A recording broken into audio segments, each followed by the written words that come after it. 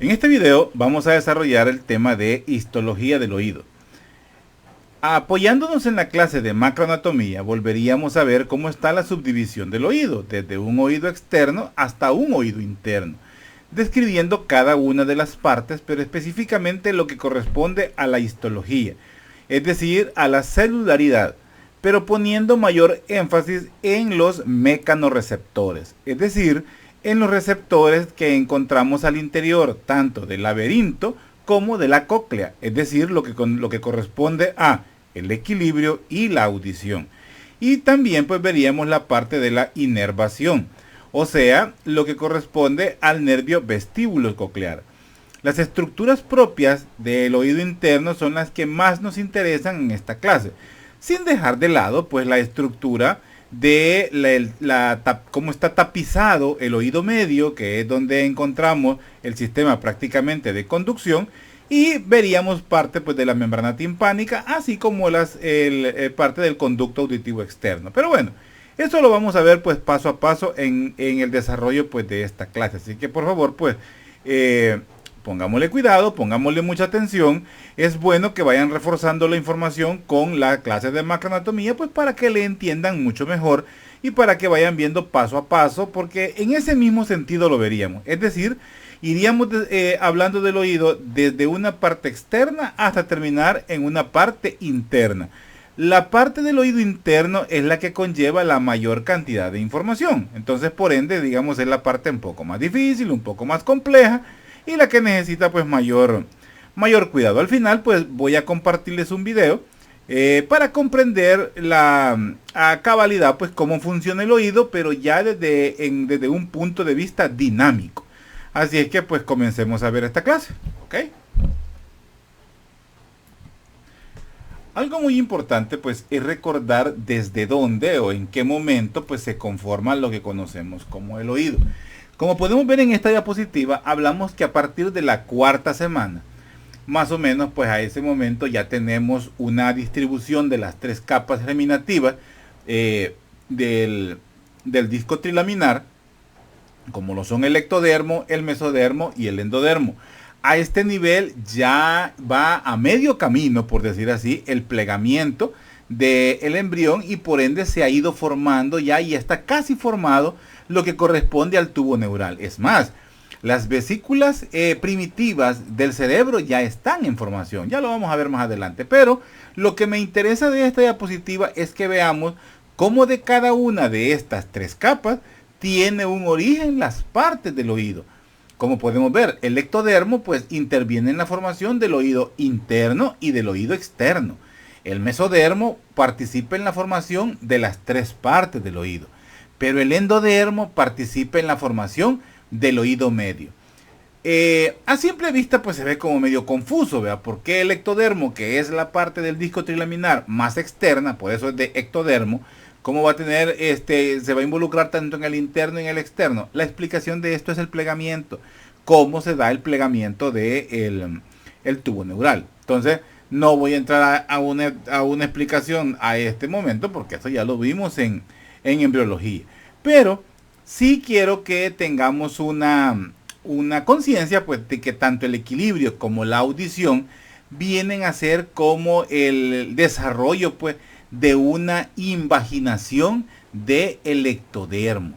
Acordémonos que el ectodermo a nivel de las vesículas cerebrales primitivas, la zona específica donde se desarrolla el oído es a nivel del mielencéfalo.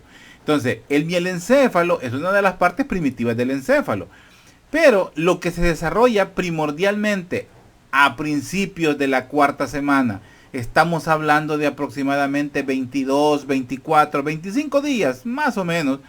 Estamos hablando de que se está formando o se está desarrollando una vesícula que se llama la vesícula óptica, que en un principio pues se conoce como la placoda óptica. De ahí es que nace lo que conocemos como el otocisto. El otocisto viene a ser pues el primordio de lo que será el oído. Así como hablamos de la placoda óptica cuando vimos la clase de histología, pues aquí hablamos de la placoda óptica, o sea, del oído. Y es de esto de lo que estoy hablando. Esta es la zona, perdón, Estas son las vesículas primitivas. A nivel de esta zona es que comienza a desarrollarse ¿cómo se llama? Comienza a desarrollarse pues parte del otocisto, perdón. A medida se va plegando, pues esta placoda óptica comienza a ascender para quedar a un nivel aproximado del trombencéfalo, pero como les decimos, esto está en desarrollo. No me interesa mayor, ¿cómo les puedo decir? No quiero entrar en mayor detalle en esta clase, pero sí quiero que tengamos algo muy claro. Que el primordio del oído se conoce como placoda óptica. Ojo, óptica, perdón, placoda óptica. Aquí como lo vemos ya en un nivel completamente cefálico. En un inicio, cuando todavía el embrión está cerrándose, es que lo vemos a nivel del mielencéfalo, en la parte basal. Mielencéfalo y metencéfalo son los que dan origen al tallo encefálico. Mesencéfalo se queda como tal, ya lo conocemos, que es el cerebro medio, parte del tallo encefálico también. Y el diencéfalo lo conocemos como otra parte del encéfalo. Y el prosencéfalo, que viene a ser el cerebro en sí, o los lóbulos cerebrales, o la corteza cerebral. Entonces este es las vesículas primitivas del cerebro, del encéfalo, digamos. Entonces, a medida se va plegando, pues va subiendo la placoda óptica, que luego se convierte en una fosita óptica y luego en una vesícula óptica. Y por último, pues ya queda como una vesícula óptica al interior y desarrolla el oído interno. Entonces, me interesa pues que entendamos esta parte para tener una idea. Entonces, como vemos, a nivel del mielencéfalo inicia el desarrollo. Por eso el nervio vestíbulo coclear nace a nivel pues de la parte que corresponde al tallo encefálico, pero específicamente a la médula oblonga o médula oblongada, y lo que corresponde al puente. Por eso la emergencia o la salida del nervio vestíbulo coclear, como ustedes lo ven aquí, es esto es la médula oblongada, esto es el puente y este es el mesencéfalo. Por eso su raíz, este nervio vestíbulo coclear u octavo par craneal, lo vamos a ver pues en el surco que existe entre la médula oblonga y el puente. En esta zona vamos a encontrar la emergencia del nervio vestíbulo coclear. Investiguen cómo se llama este surco. Eso sí me va a interesar mucho. Entonces solo esto es para darle un preámbulo a la clase. Sigamos. Entonces vamos a recordar pues cómo tenemos la subdivisión del oído. Tenemos un oído externo, tenemos un oído medio y tenemos un oído interno. El oído externo, pues ya sabemos que en él encontramos el conducto o meato. No, el conducto auditivo externo. El meato es esta entrada nada más. La oreja o el pabellón auricular. Este límite entre el oído externo y el oído medio es lo que se conoce como la membrana timpánica. Pues aquí le dice tímpano, pero eso pues es un nombre bastante genérico. Nosotros decimos membrana timpánica. Luego vamos a ver el oído medio, donde tenemos un receso epitimpánico, y la caja timpánica, que es donde encontramos pues la cadena de osículos o los huesecillos del oído.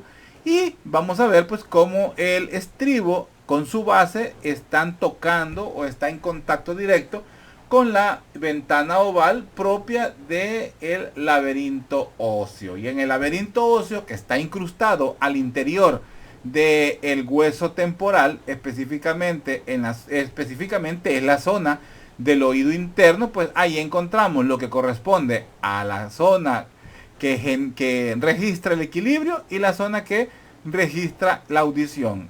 La audición es la cóclea y los conductos semicirculares y el vestíbulo es lo que corresponde al equilibrio. Entonces, la comunicación que existe entre el oído medio y la nasofaringe es a través de la trompa de Eustaquio. Este es solo para recordar la clase de macroanatomía. Entonces hablemos del conducto del meato y del conducto auditivo externo. Específicamente pues decimos el oído externo, perdón. Entonces vamos a ver pues que la oreja está constituido por láminas irregulares de cartílago. Es un cartílago de tipo elástico y este va a estar recubierto pues de piel. Es una piel pues bastante delgada y es una piel completamente adherida al cartílago. Recordando pues las partes de la oreja, el hélix, el antehélix, el trago, el antitrago, la concha, el lóbulo. Son las partes principales pues de la oreja. Vamos a ver que el conducto auditivo externo pues va a estar revestido también, o sea, todo esto va a estar revestido de una piel muy fina. Y la característica de la presencia de folículos pilosos.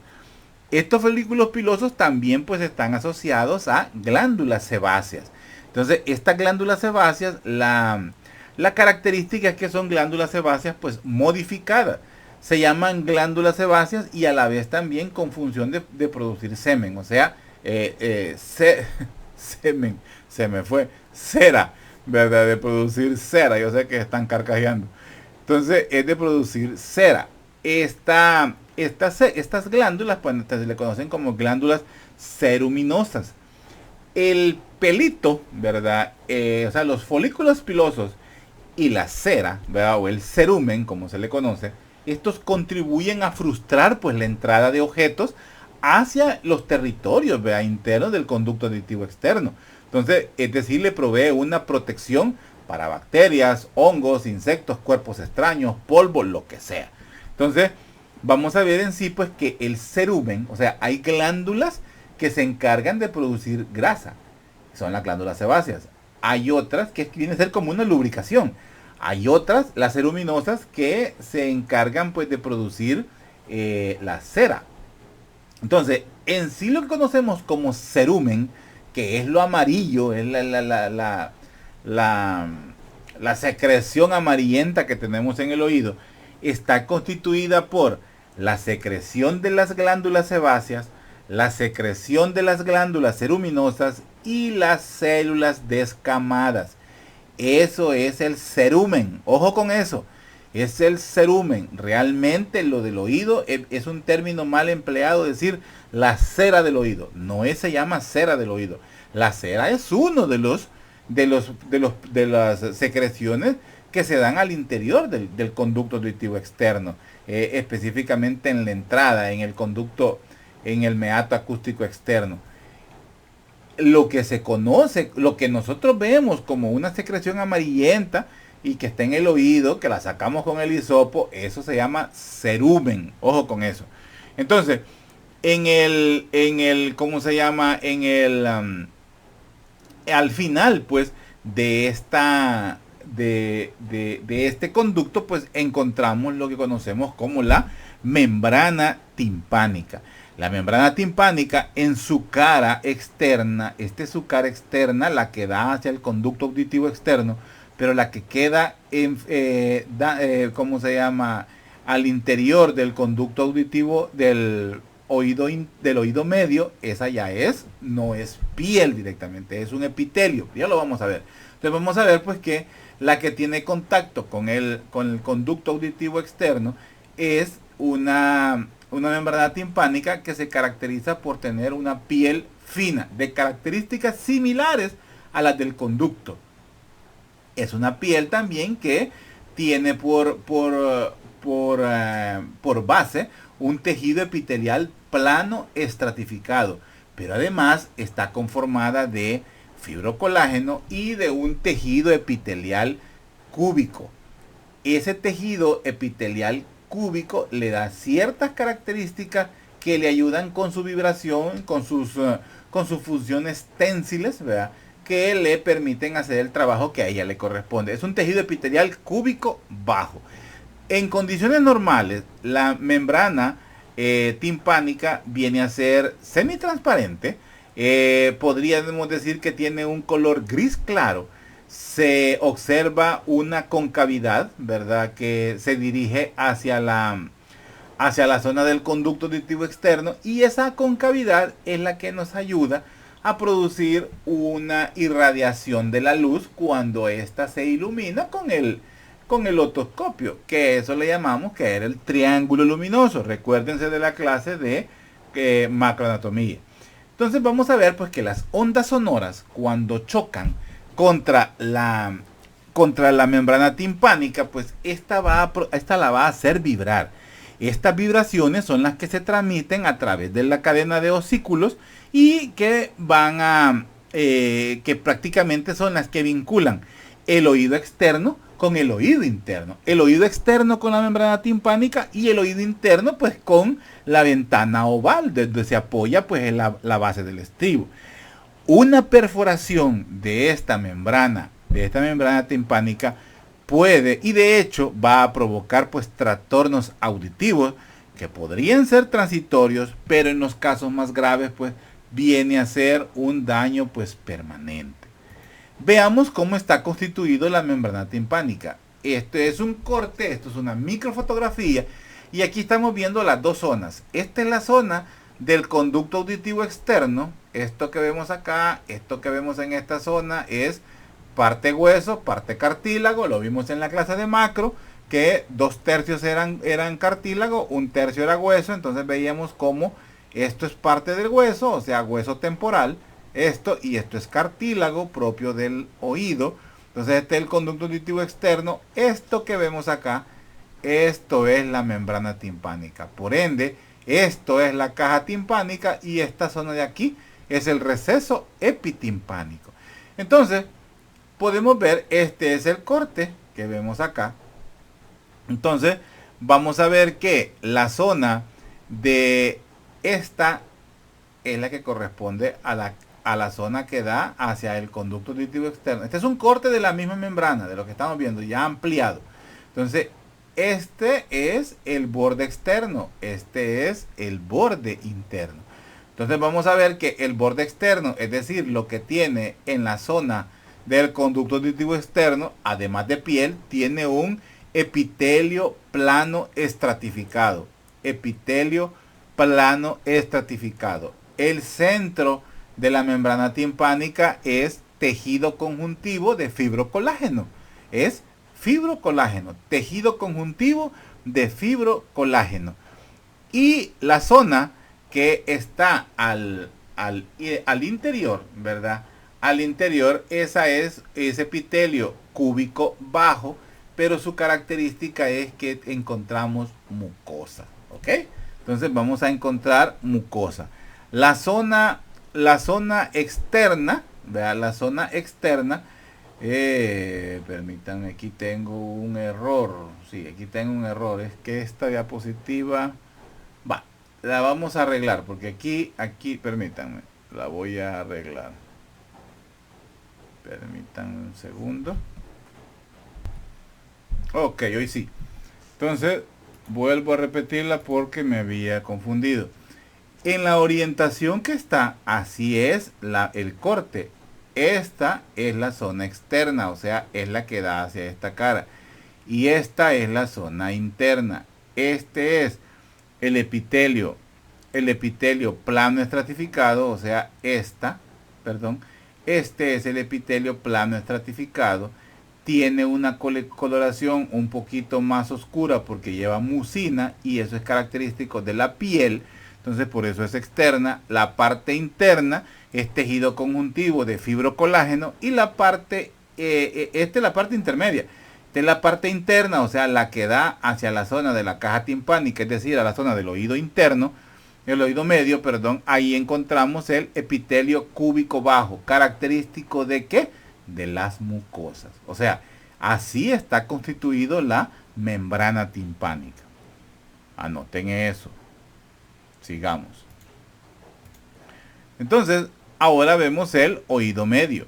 El oído medio, pues como vemos, él es un espacio que es todo esto. Este es el oído medio. Esta es la caja timpánica y esto de aquí arriba es el receso epitimpánico. Entonces, el oído medio en sí, pues, es un espacio, que está ocupado por aire completamente. Ese tiene específicamente aire y un aire a presión ambiente, o sea, la presión en que está el exterior, así está la presión al interior del oído medio. Presenta 6 caras, como una pared, como que viéramos un cubo, un dado. Así es la caja timpánica, como tal si viéramos un dado. Un dado pues tiene 6 caras. Entonces, para recordar, solo para recordar, les presento esta diapositiva, que lo vimos pues en la clase de macroanatomía. Las 6 caras que presenta la caja timpánica. Por arriba es que encontramos los huesecillos, porque la caja timpánica la estamos viendo en esta zona específicamente. Es esta zona de la que estamos hablando. Esta zona de acá es donde estamos viendo la caja timpánica. Entonces vemos las 6 caras que presenta una pared superior, que es la pared tegmentaria, una pared inferior, que es la pared yugular, una pared anterior, que se conoce como la pared carotidia, una pared posterior, que es la comunicación con el mastoide, o sea, la pared mastoidea, una pared lateral, que es esta ventana, digamos. Aquí tendríamos que tener a la membrana timpánica, entonces es la cara, es la pared membranosa, que es la lateral, y la pared interna, o la pared medial, digamos, es la pared laberíntica, o sea, la que ya tiene contacto con el laberinto. Por eso aquí vemos la ventana oval y aquí vemos la ventana redonda. Esto que vemos acá, que se conoce como el promontorio, es parte del vestíbulo del laberinto óseo, que está, digamos, por detrás. Entonces, para poder ver la caja timpánica, hemos retirado la membrana timpánica. Por eso, esta pared ausente, digamos, la que no vemos, es la pared, pues, membranosa, donde está la membrana timpánica. Esto solo es para recordar. Es una diapositiva tomada de anatomía, de macroanatomía. Por eso le llamamos, pues, que es una caja. Por eso se le llama la caja timpánica. Entonces, vamos a ver que en esta zona, pues, es donde se da la transformación de una energía. Vea, es una energía que proviene de ondas que hacen vibrar la membrana timpánica y la convierte en una energía mecánica. Esta energía mecánica se transfiere hacia el laberinto óseo y vuelve a convertirse en ondas, pero ya no son ondas vibratorias, sino que son ondulaciones que se generan al interior tanto de la perilinfa como de la endolinfa.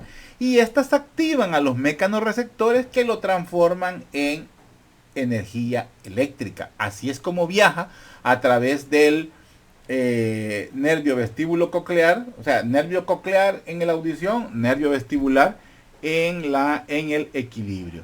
Entonces, hablábamos pues que se comunica o tiene una comunicación directa con las celdillas mastoideas, ¿vea? Y hacia adelante pues tiene una comunicación pues con la nasofaringe a través pues de la trompa pues de Eustaquio. Todas las paredes pues de la digamos pues el tejido propio, ¿verdad? De esta zona pues está tapizado tanto algunas zonas por epitelio plano simple, pero la gran mayoría va a estar pues tapizado por epitelio cilíndrico ciliado, similar al epitelio respiratorio.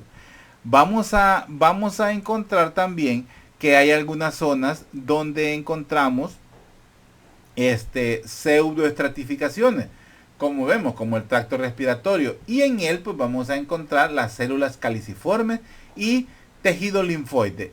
Así aparece en la literatura. O sea, se siente un poco tedioso. Por eso yo mejor les aclaro que el tejido donde está tapizada pues la membrana timpánica, como está tapizada la membrana timpánica, perdón, el oído medio, o por decir así, la caja timpánica, es una parte que es la parte donde encontramos los osículos, es un tejido epitelio plano simple. El resto y la gran mayoría está conformado por epitelio cilíndrico, ciliado, pseudoestratificado, con células caliciformes, y además encontramos tejido linfoide, característico del tejido respiratorio, que presenta toda esta celularidad y la presencia pues de tejido linfoide. Entonces vamos a encontrar pues que en esta caja timpánica pues encontramos los osículos, los músculos estriados, ¿verdad? El tensor de la membrana y vamos a encontrar el músculo estapedio. Son músculos propios que encontramos, pues, músculo del estribo, perdón, y el músculo del estapedio son músculos que encontramos encontramos al interior. El músculo tensor del tímpano y el músculo del estapedio, me estaba confundiendo. Tensor del tímpano y músculo del estapedio. Entonces, algo muy importante con respecto a la trompa de Eustaquio, que es la comunicación entre el oído medio y la nasofaringe, entonces es que las infecciones fácilmente pueden pasar desde la nasofaringe hacia el oído medio. Puede darse una comunicación. En la entrada de la trompa de Eustaquio, es decir, en la comunicación, en la desembocadura de la trompa de Eustaquio y en la nasofaringe, vamos a encontrar un tejido linfoide muy, muy característico, que es la amígdala tubárica, así se llama. En esa zona vamos a describir más adelante cómo hay una parte que se llama el anillo de Waldeyer. El anillo de Waldeyer viene a ser como una zona que está circunscrita tiene una valla, por decir así, que corresponde a tejido linfoide. Ahí encontramos las amígdalas palatinas, vamos a encontrar las amígdalas tubáricas, las amígdalas linguales, que son parte de ese anillo de Waldeyer. Pero aquí quiero que conozcamos que tenemos la amígdalas tubárica. Entonces, una enfermedad que provenga de la nasofaringe pueden llegar a dar problemas en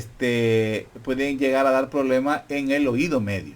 Ahora, lesiones en el conducto auditivo externo que afecten a la membrana timpánica pueden también dar una lesión hacia los osículos, porque la membrana timpánica puede perder la capacidad de vibrar y eso pues puede dar un problema de hipoacusia. Hipoacusia, investiguenlo, espero que tengan su libro de Mosby o el libro de Dorland que les decía. Una hipoacusia es disminución en la percepción de los sonidos y ese es un tipo de sordera de conducción.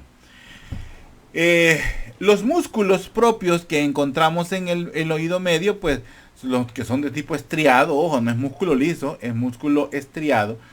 Estos músculos pues tienen la característica de limitar o modular las vibraciones de la membrana timpánica. Es decir, que van a limitar el movimiento que se da entre las articulaciones de los osículos.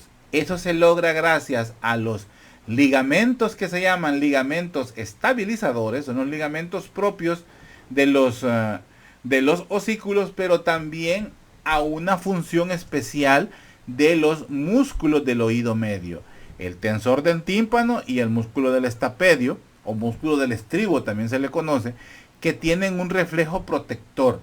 Ese reflejo protector se conoce como reflejo de atenuación. Reflejo de atenuación, así se le conoce como reflejo de atenuación. Ahora, una infección del oído medio que proviene de la nasofaringe, una lesión en esta zona puede desencadenar también una lesión o una infección directamente en las celdas aéreas que están en la parte posterior, es decir, en el mastoides, y generar una infección o una patología que se conoce como mastoiditis. Sigamos. Bueno, esto ya la vimos. Esta diapositiva realmente solo es para que recordaran la caja timpánica. Y ahora pasamos a el laberinto interno. Como ven, no es mayor cosa lo que vamos a ir describiendo de esta zona. Me interesan los epitelios, me interesa cómo está conformada la membrana timpánica, el tejido propio que encontramos en el conducto auditivo externo. Eso me interesa. Entonces veamos pues que el conducto interno pues está conformado por un laberinto óseo y dentro del laberinto óseo pues encontramos un laberinto membranoso. El laberinto óseo pues está conformado por un vestíbulo, que es la parte central, los conductos semicirculares, que son estos conductos que vemos acá, y por supuesto pues la cóclea. todo esto está revestido de periósteo. El laberinto óseo, su nombre de óseo no es de choto, o sea, es porque es un laberinto con características propias de un hueso. La única diferencia es que es un hueso hueco y al interior pues vamos a encontrar pues el laberinto membranoso. En la zona, bueno, hablemos del laberinto membranoso. El laberinto membranoso, que está representado por esto azul que está allá al interior del laberinto óseo, encontramos el utrículo, encontramos el sáculo y los conductos semicirculares, que son estos que vemos acá. Entonces, todas estas, estos conductos, el utrículo y el sáculo, van a estar, pues, van a estar, bueno, y también encontramos el conducto coclear. Aquí no, eso no está aquí. El conducto coclear. Están los conductos semicirculares y el conducto coclear. Todos ellos pues están revestidos por láminas de fibrocolágeno y también de epitelio plano. Epitelio plano. Los espacios, vea, están los espacios que se encuentran entre el laberinto óseo y el laberinto membranoso va a estar lleno de perilinfa, o como dice aquí, un líquido perilinfático. Entonces, luego vamos a tener que al interior del laberinto membranoso vamos a encontrar la endolinfa. Y al interior, en la zona donde encontramos el órgano de Corti, que es tubular, vamos a encontrar la cortilinfa. Esa no la vimos en macro, esa la vemos en micro, la cortilinfa. Ahora, estos conductos semicirculares que encontramos acá, todos ellos se inician en el vestíbulo y desembocan también en el vestíbulo. Es la zona que corresponde a la función vestibular, es decir, al equilibrio, como vemos acá. Esta es la zona de la cóclea, esta es la zona del equilibrio, o sea, la zona del nervio coclear. Y aquí hay un nervio acompañándolo también. ¿Qué nervio será este que acompaña al nervio vestíbulo coclear al interior del oído interno? Ojalá se acuerdan. Las células características que encontramos tanto en la porción vestibular como en la porción coclear del laberinto membranoso son las células conocidas como mecanorreceptores. Mecanorreceptores. En sí, pues, vienen a ser células. Estos mecanorreceptores se caracterizan por poseer células ciliadas. Vienen a ser, pues, células epiteliales, pero especializadas. Estas van a presentar unas terminaciones altamente organizadas, encargadas de registrar las ondulaciones en la endolinfa, que se llaman microvellosidades, pero tienen un nombre propio, se llaman esterocilios. Estos esterocilios están en las microvellosidades, específicamente en la superficie apical, pero creo que me estoy adelantando, eso lo vamos a ver más adelante, ya con imágenes. Me interesa que veamos las características tanto de la perilinfa como de la endolinfa. Estas son las características, la composición química, cómo está la perilinfa, cómo está la endolinfa. La perilinfa, como vemos, tiene una característica acumulación de sodio. Y la endolinfa, una característica distribución de potasio. Estas es las características propias de la perilinfa y la endolinfa. Ahora, la cortilinfa, que la encontramos al interior del túnel de Corti o del canal de Corti, esta es una composición muy similar al plasma sanguíneo. El plasma sanguíneo se caracteriza por tener sodio 145, potasio 4, calcio le encontramos 5, el cloro 105, ¿qué más? El bicarbonato se encuentra a veces en 25, el pirofosfato en 2, el pH es de 7. Prácticamente la cortilinfa, y por eso lo tengo aquí, la cortilinfa se parece mucho a la perilinfa. Las variaciones son muy pocas. Entonces, la pregunta de examen podría ser: ¿la cortilinfa, según su composición química, es más semejante a la endolinfa o más semejante a la perilinfa? Y ustedes ya van a saber qué responderme. Se parece más a la perilinfa. Sigamos. Cuando describimos al laberinto óseo, vamos a tener en cuenta sus partes, sus componentes, como son el vestíbulo, los conductos semicirculares y la cóclea. Estos son los componentes del laberinto óseo: el vestíbulo, los conductos semicirculares, el anterior, el posterior, el lateral, por supuesto la membrana oval, que es donde descansa la base del estribo, la ventana redonda, ¿verdad? Y la zona del vestíbulo, donde se ubican pues tanto el utrículo como el sáculo. Pero eso ya lo vamos a ver más adelante, porque estos ya son componentes propios del laberinto membranoso. Así se ve un laberinto óseo al natural, en esta forma. Acordémonos que eso de óseo es porque viene pues de hueso. Ahora, cuando hablamos del vestíbulo, es el espacio central donde se contiene pues el utrículo y el sáculo. Luego los conductos semicirculares, que los vemos acá, pues también son conductos o son espacios tubulares que están todos ellos pues incrustados en el hueso temporal, ya lo sabemos. Y estos pues tienen una disposición de forma perpendicular uno con respecto al otro. O sea, perpendicular, están como por decir así, de forma paralela. O sea, no es una vuelta, es una vuelta uniforme la que tienen estos conductos.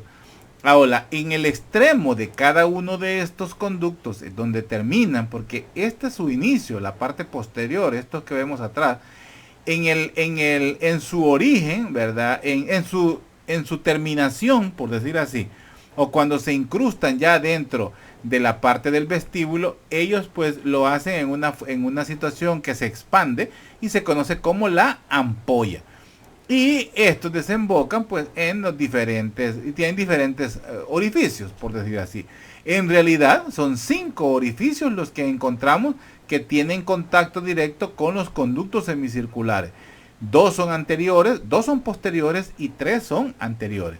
Luego, cuando hablamos de la cóclea, vamos a ver que es en sí como una hélice. Vea que tiene una forma de cono. ¿Se acuerdan cuando lo vimos, lo describimos? Es más, aquí se ve. Aquí tiene una punta y va girando pues hacia abajo, una base. Aquí lo vemos plano porque estamos viendo una imagen bidimensional. Pero en una imagen tridimensional veríamos que esto tiene una elevación. Entonces es un forma de cono. Y se comunica pues con el vestíbulo, la cóclea. Todo esto pues gira alrededor de una estructura que se llama modíolo. Es lo que está al centro de la cóclea.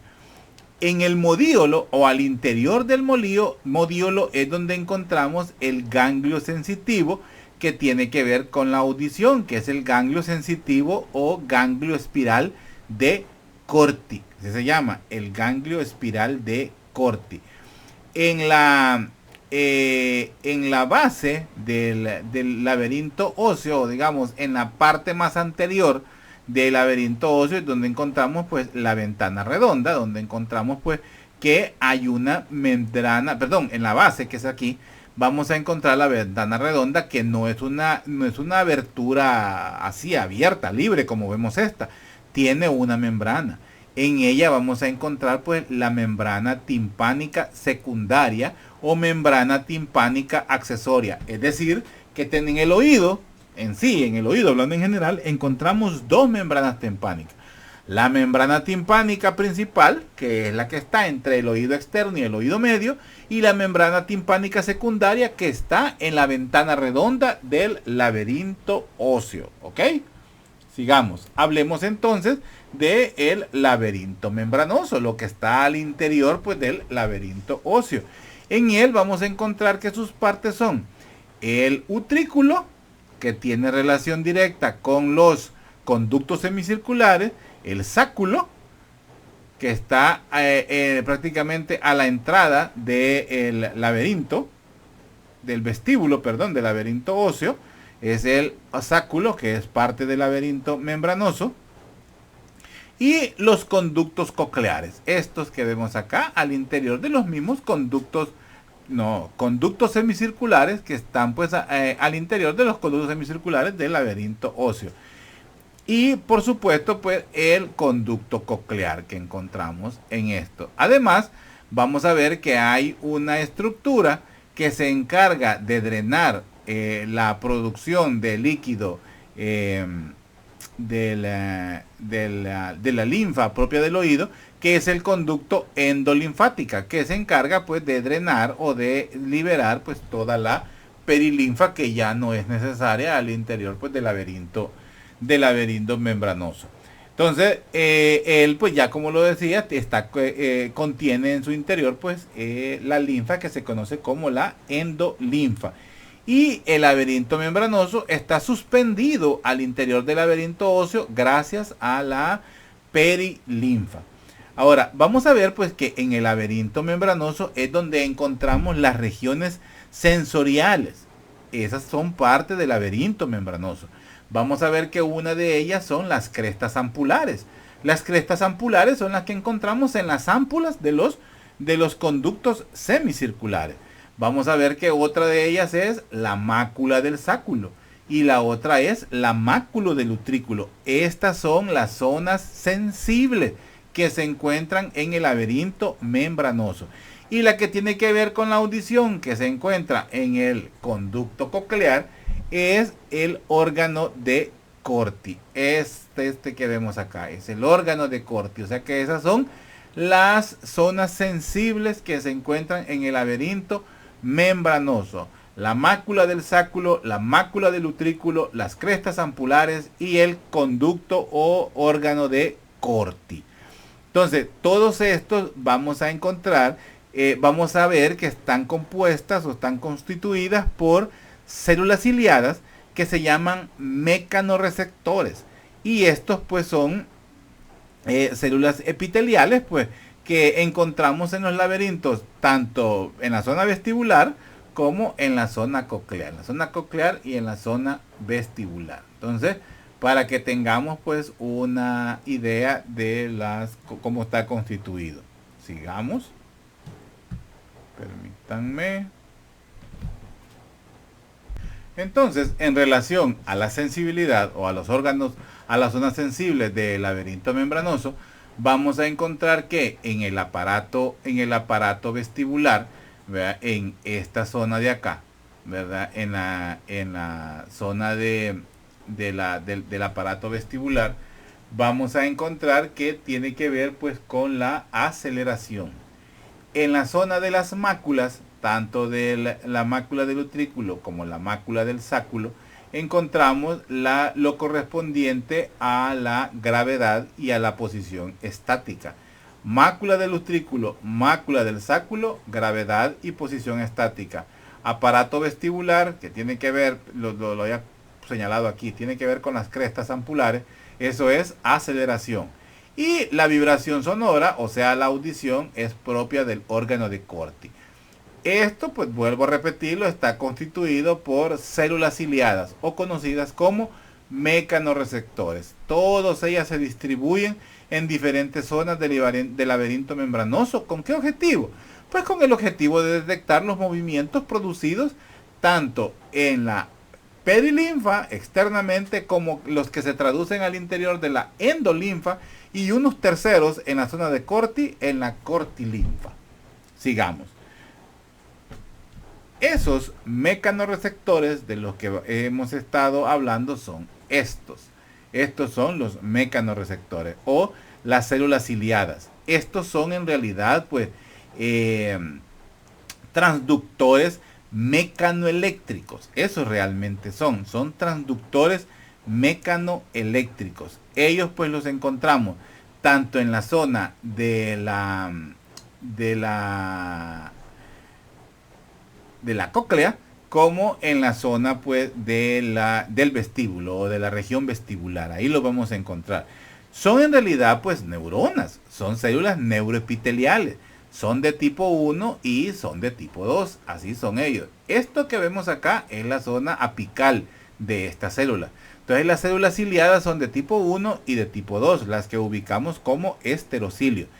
Ambas poseen la característica en su zona apical que se llama sinocilio. O sea, todos estos son los esterocilios. Todos estos son en sí cilios, pero hay uno único que es el que da prácticamente la sensibilidad principal, que es el sinocilio, como lo vemos acá. El sinocilio se separa realmente de la zona de los esterocilios. Entonces ellos, como podemos ver, están distribuidos en hileras, y estos pues estos están realmente tocando una superficie gelatinosa. Ellos tienen un contacto sobre una superficie gelatinosa, como lo vemos acá. Esta es la distribución de las células ciliadas. Esto que vemos acá son los esterocilios, y el único, el más largo, que es el esterocilio, el sinocilio, perdón. Estos están pues dentro de una secreción o de una sustancia pues gelatinosa. Es el contacto y eso es lo que ellos van a registrar. Sigamos acá para que lo vayamos entendiendo. Entonces vamos a ver pues que estos están sumergidos en una masa gelatinosa que pertenecen pues a una membrana. Esa membrana, como es del oído, se llama la membrana otolítica.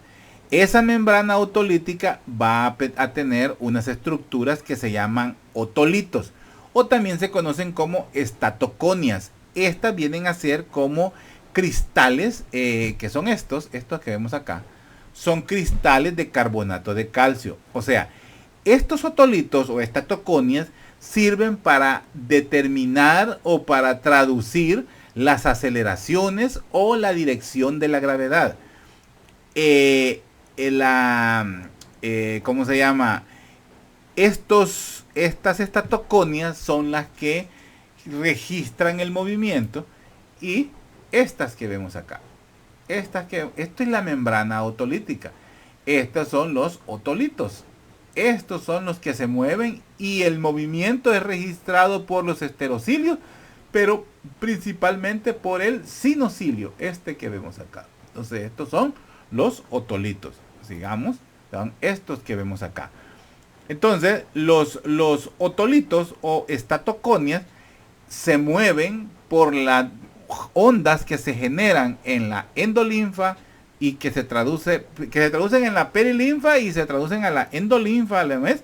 Y entonces pues ellos permiten el movimiento, y eso es lo que estimula los esterocilios y el sinocilio, y esto lo traduce en una información eléctrica que va a viajar pues a través del axón, como dice aquí, la terminación nerviosa aferente. O sea que va a llevar una información de sensibilidad aferente, ¿verdad? Entonces ellos van a registrar tanto las aceleraciones como la dirección. Una característica es que en las crestas estas células no van a presentar otolito. Mejor dicho, no la célula, la membrana no va a presentar otolitos, no se presentan en la zona de las crestas. Ahora, ellos tienen una sensibilidad muy rica para la vibración mecánica. La vibración mecánica es gracias a los otolitos o las estatoconias que se mueven. Y así es como ellos actúan como mecanorreceptores sensoriales. Entonces, no en sí van a absorber líquido ni nada. Lo que registran es el movimiento. Entonces, al existir esta inclinación no es antojadiza. Esta inclinación así de los esterocilios, como lo vemos en hileras, ¿verdad? Así, que están sumergidos en la matriz extracelular, o mejor decimos la membrana otolítica. Ellos tienen esta distribución porque a medida se mueve, toca al otro, va tocando al otro, lo va tocando al otro, va ocasionando una despolarización eléctrica de toda esta membrana de cilios. Entonces, así es como va a transmitir la información de tipo eléctrica hacia el sistema nervioso a través pues, de las axones de cada una de las células ciliadas. Entonces, la célula ciliar, ¿verdad? Es lo que está por abajo. Esta es la base apical. Esto que estamos viendo aquí es esta distribución, ¿verdad?, de células. Entonces, ellas se mueven al moverse porque lo tocan los otolitos cuando hay una vibración de onda en la membrana otolítica. Estos van tocándose uno con otro y se genera pues una despolarización eléctrica, y así es como viaja la información, como lo vemos aquí, por los diferentes axones, tal cual lo veíamos como las células ganglionares en la retina unían para conformar el nervio óptico. También los axones de las células ciliadas o de las células mecanorreceptores del oído se unen y conforman pues en un extremo podría ser el nervio coclear, en otro extremo el nervio vestibular. Entonces así es la distribución, la membrana otolítica donde están suspendidos los otolitos, y estos otolitos se mueven por la onda que se registra en la endolinfa, y estando en una zona de, por ejemplo aquí es un corte que vemos en la zona de la mácula del sáculo. Entonces podemos ver pues cómo se da el movimiento de la endolinfa por la onda generada, y esta genera un movimiento en la membrana otolítica que se transmite a los otolitos y las estatoconias, y estas las registran pues los sinocilios junto con los esterocilios de las células ciliadas tipo 1 y tipo 2. Los tipos, características de estas células tipo 1, como podemos ver, el mayor porcentaje son de células tipo 1. Tienen cuerpos grandes, son mielinizados, están conectadas exclusivamente a las células ciliadas internas, y cada una de estas recibe ramas de 20 fibras tipo 1.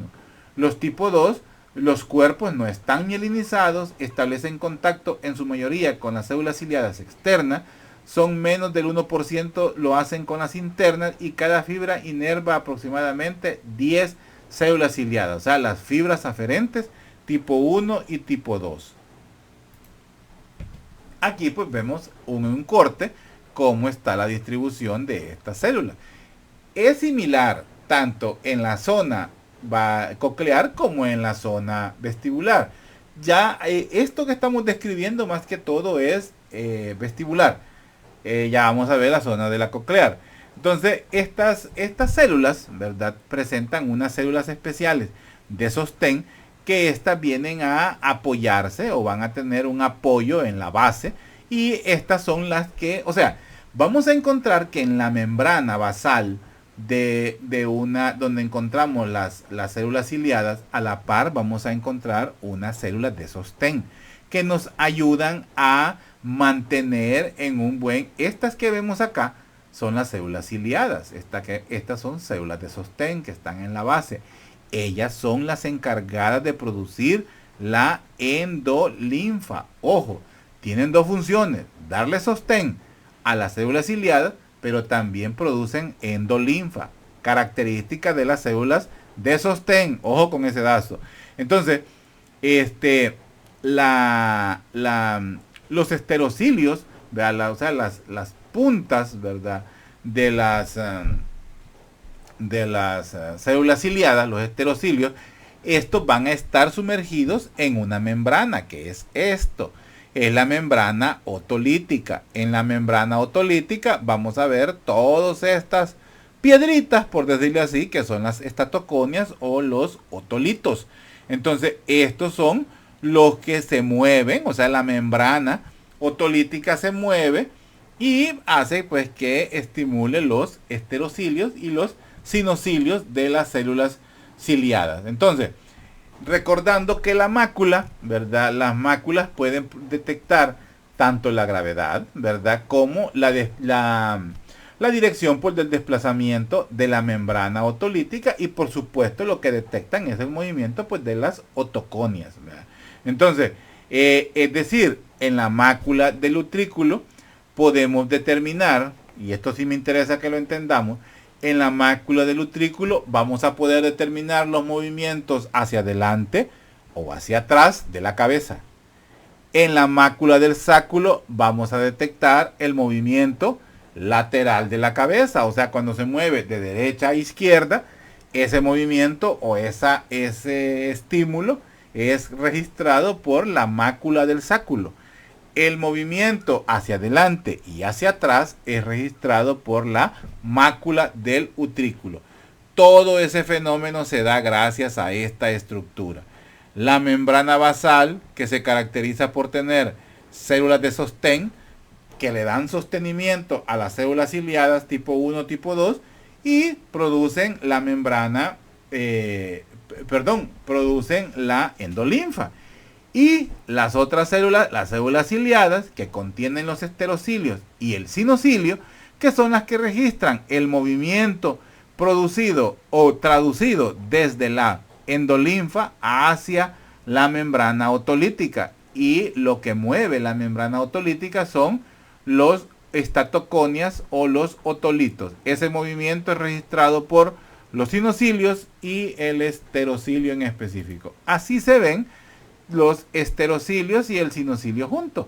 Esta es una microfotografía, así se ve. Entonces, lo que tiene contacto esta estructura, que siempre va a ser uno más grande, que es el cinocilio, lo que tocan en sí, pues, es a las estatoconias o los otolitos.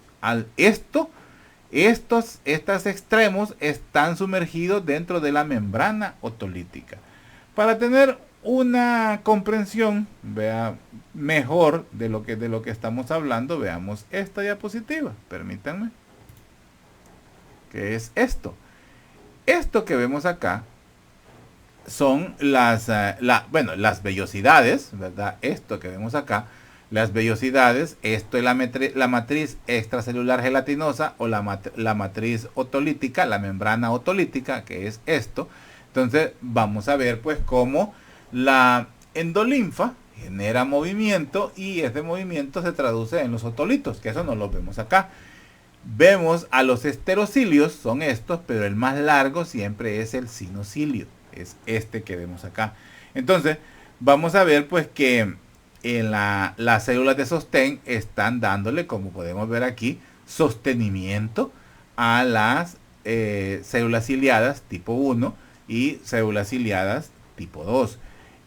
El movimiento generado en esta zona despolariza, o como vemos acá, la inclinación que genera sobre los esterocilios y específicamente en el cinocilio. Esa despolarización genera un impulso eléctrico registrado en la célula ciliada tipo 1, tipo 2 y viaja pues a través del axón, como lo vemos acá, a través del axón a llegar pues al ganglio donde se genera pues la información.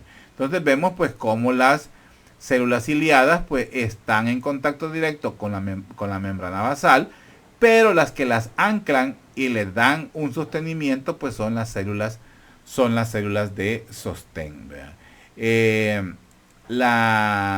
El tipo de comunicación que se da entre la célula ciliada y el axón es un tipo de sinapsis, así se llama, es una sinapsis y está descrito como una sinapsis en cinta.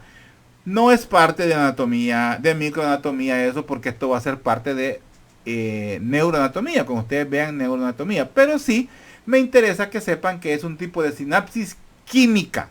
Así es el tipo de sinapsis, es un tipo de sinapsis química. Entonces, vamos a ver pues que la forma en que se registra el movimiento es por el desplazamiento que se da de la matriz o de la membrana otolítica junto con la endolinfa, que hacen movilizar los otolitos y son los que mueven a los cinocilios y al esterocilio en sí. ¿Ok? Sigamos. Estas son fotomicrografías, se llaman fotomicrografías, donde vemos pues los esterocilios y por supuesto el esterocilio, como lo vemos acá, con esta letra K. ¿Ve? Estos son los esterocilios y este es el cinocilio. Este es un corte de mácula del utrículo, perdón, es una mácula del utrículo. El cinocilio va a poseer un diámetro mucho mayor que a los de los esterocilios, como lo vemos acá. Estos son esterocilios y este es un cinocilio, un esterocilio, perdón. Este es, ya me equivoqué. Este es el cinocilio, estos son los esterocilios. Entonces el diámetro del cinocilio es mucho mayor.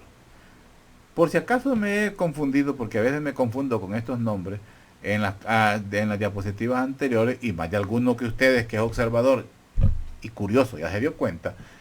Ahorita hago un parón y digo y aclaro que el sinocilio es más grande que los esterocilios, como lo vemos acá. Y como lo vamos a ver, ¿a dónde fue? Acá. Sinocilio separado y más grande. Y esterocilios son más delgados. ¿Verdad? Eso es lo que quiero que quede claro. Vean, volvamos donde estábamos. Aquí estábamos. Ok, permítanme. Algo muy importante o como importante a mencionar, este tipo de esterocilios y sinocilios característicos de las células ciliadas, o mejor dicho, este tipo de células ciliadas solo se encuentran en dos partes del cuerpo, en el oído y en el epidídimo. El epidídimo es parte del sistema reproductor pues, del hombre. Entonces, en esa zona es donde encontramos este tipo de células ciliadas con un esterocilio característico. En el oído, pues este esterocilio tiene una alta sensibilidad hacia la vibración mecánica, por eso funciona como un mecanorreceptor sensorial y pues tiene una facilidad para poderse lesionar. Se lesiona fácilmente a la sobreestimulación. Entonces ellos cuentan con un mecanismo de molecular de renovación continua, así como vemos esta cadena.